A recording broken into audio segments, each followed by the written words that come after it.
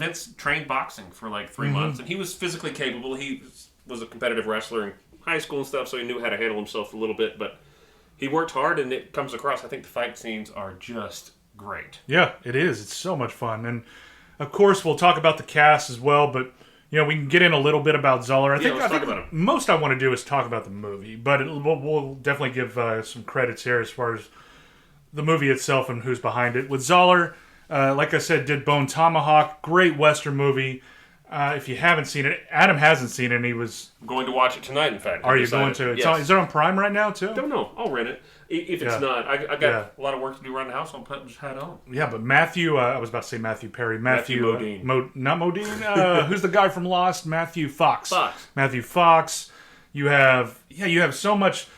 The world of Zahler is like in his Dragged Across Concrete, Brawl, and Bone Tomahawk. A lot of the same actors who are playing, all these different movies. He has this kind of like Quentin-esque, like these actors, and they play a lot in everything. But Bone Tomahawk is great, and of course, in 19, I think it was when Dragged Across Concrete came out, and Mel Gibson, Vince Vaughn, and actually that might be, I may like that a little bit more than Brawl. A lot of people don't, and I can definitely see why, but I love a good bad cop movie, kind of where they're finding morals within them too. And there's always one that has a bad cop, and then his partner who is a bad cop, but then has that little bit of morality in him as well, and that compass too. And it's that kind of movie, and it's very good as far as just being very violent in some places, not through the whole thing, but it's a very well done kind of bad guy, a lot of different characters, and fun acting throughout. Mel Gibson's great in it. But Zahler, just coming from what he's done in the past, he's writing for Fangoria now, and he just finds his time with writing and just taking his time each day to think of something that would shock him if he saw it on screen. And it's like that as well. What? I was trying to get you to keep talking while I sneezed. I thought you were telling me to say bless you while you sneeze. Oh. No. This guy, like I said, I liked the movie better the second time I watched it, but then I liked it even more when I was listening to the people behind it talk about it. Mm-hmm. And it put a little bit more perspective on what I was watching, like I guess I just never looked at it as a grindhouse film. Yeah. But when you look at it in the sense of it's a grindhouse film, it's almost a noir at times. Yeah. With a lonely guy just, doing what he needs to do, and he's amoral. He's just no morals. It's right. Like, once that happens, he tries to have morals, but the world won't let him. Or the world he's put himself into, and he deals with that. He suffers from it. But the themes and stuff, it's a pretty... like the critics say, it's just much more in-depth than you're going to think. Yeah. And the violence will shake you, but it didn't bother me as much the second time. No, it does. Again, you know what's coming up, but also, just thinking about it, if you take out, maybe 7 scenes of violence in this movie, you have still a really good movie. Yeah. If it ended, like, just with, we know how it ends, but if the images weren't as visceral as they are, and the violence wasn't as direct as it is, then this is still like a great movie with a man who is kind of wanting to unburden himself from things that have happened in the past, which we know nothing about, and with a wife and a kid on the way. But it's just like you take the action away, and it's like it still would have been a great movie too, after a second or third time maybe. But I think the same thing. I also enjoyed Zahler talking about, am I pronouncing that right? It is Zahler. Mm-hmm. He talks about his use of practical effects in an article I read, and he's right.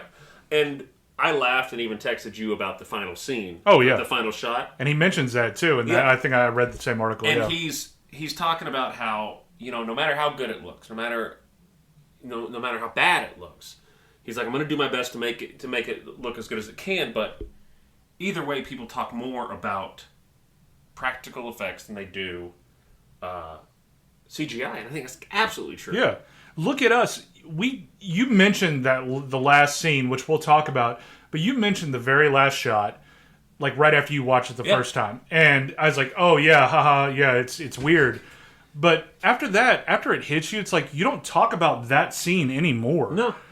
Yeah, you talk about what happened and what caused it or whatever, but you don't talk about the shot at all. And it's kind of like watching it the first time. I was like, whoa, wait, what? Yeah.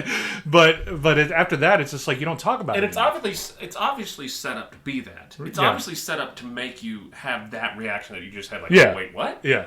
The way, because the credits roll immediately after, and you're done. You assume everything's fine, and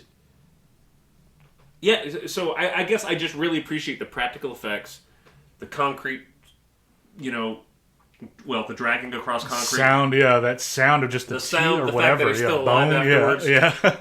a lot going on. The amount of breaking bones, like the slow long shot fight scenes, hallway long shot, no music. It's just so good. Yeah, and.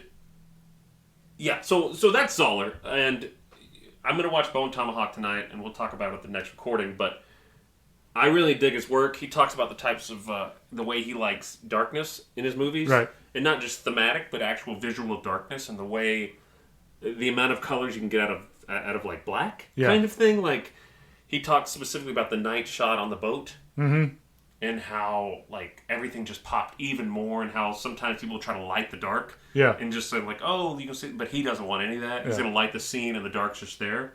I really dig that, and it makes this movie feel heavy. Yeah. Like, it's just like, oh, shit, it's on me. Yeah. You know? And it makes you even more, like, when you talk about the lighting and everything, too, and the way that lighting is used or colors are used. When he first gets to Red Leaf, the outside is just like, oh, you just see how when he's talking to Tuggs and the warden there, Don Johnson, and he's seeing you see this color and like, oh, this looks like shit here, and like this is gonna be rough. But even the yard fight scene within Red Leaf, when he's fighting the guys outside and then going down, it's like, man, I wish he had more daylight. Like how dark and grungy Cell Block 99 is compared to the outside of Red Leaf, which is a shithole, but in a dark cast of gray and just black. It still looks so much better than it's almost like, and because they use these heavy blues, it's almost like Twilight, but darker. Yeah. Right? I think somebody said Twilight was shot with like this blue film over the lens. In this movie, especially when he gets to Red Leaf, it's like this deep haze and just dark, and it must be like either 5 a.m. or it's like 8 p.m. Right? And then when he has that yard fight, it looks nice out. It does, yeah. But then you're right. You get like the color scheme gets to this weird hostile yellow, yeah. And yellow, like I don't even know how to describe. Like think of like Batman Begins when the terror happens. It's like that kind of yellow, but it's I don't know, somehow less hopeful. Yeah. Yeah. So I mean, he does a great job as a director handling that stuff and making you feel like, and the cinematographer, bravo, whoever you are, I should probably give you a shout out because I think you're pretty great. But we'll Benji Bakshi. Good job, Benji. Thanks for listening. So that's Zahler.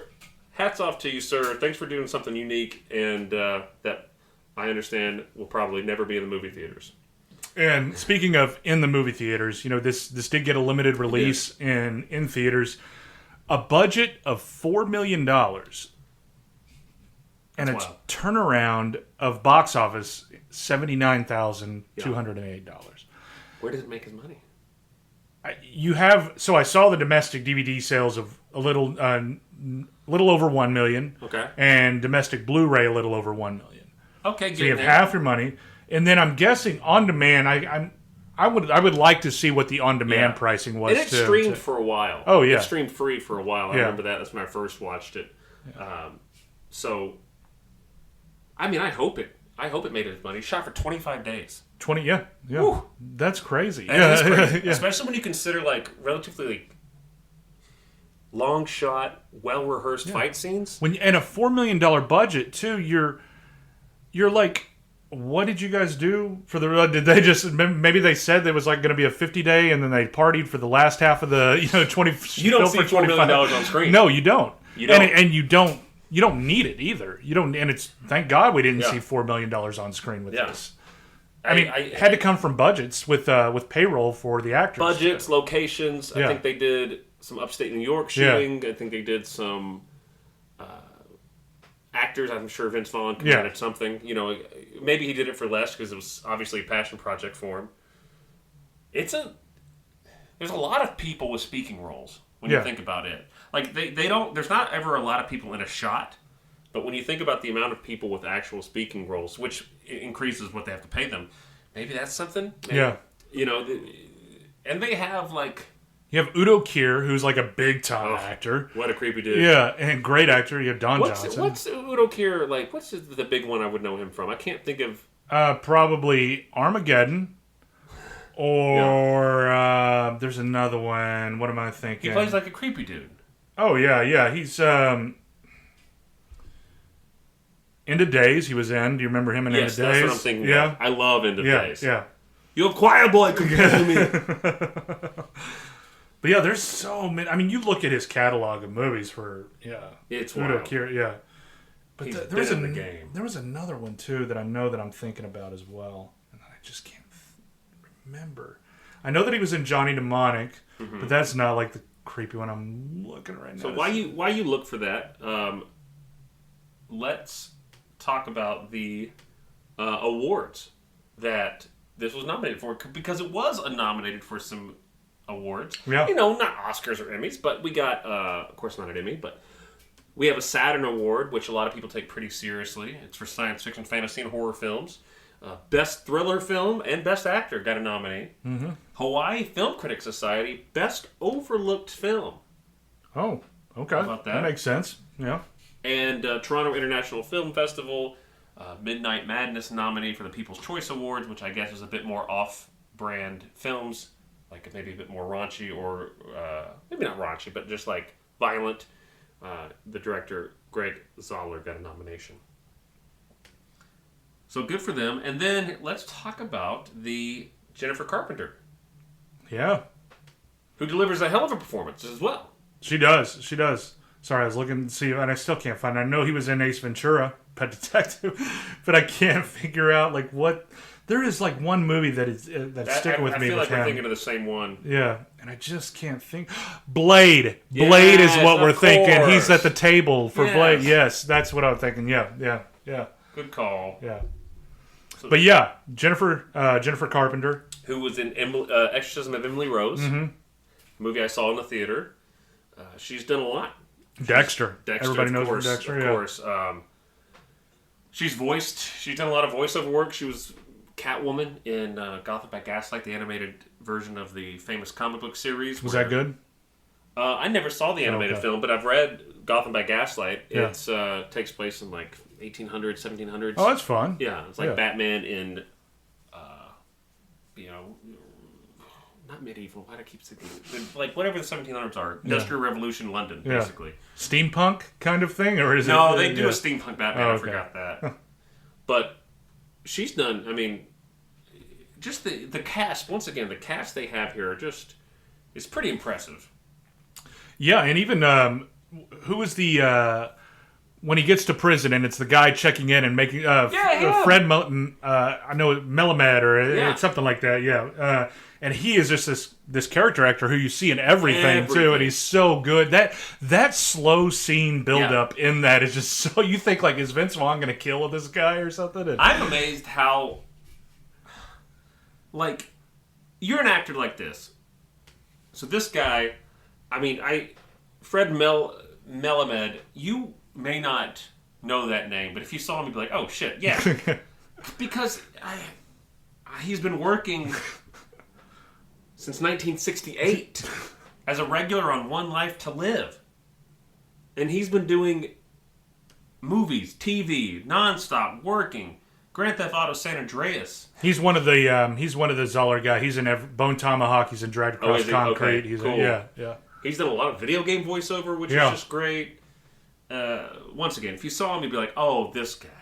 He's wonderful, and just like to do this, which is one scene, he must have some clout. Like, right. He must work really well, or like have a lot of faith in this director, and just find his work interesting. Yeah, because he's had like leading kind of or very supporting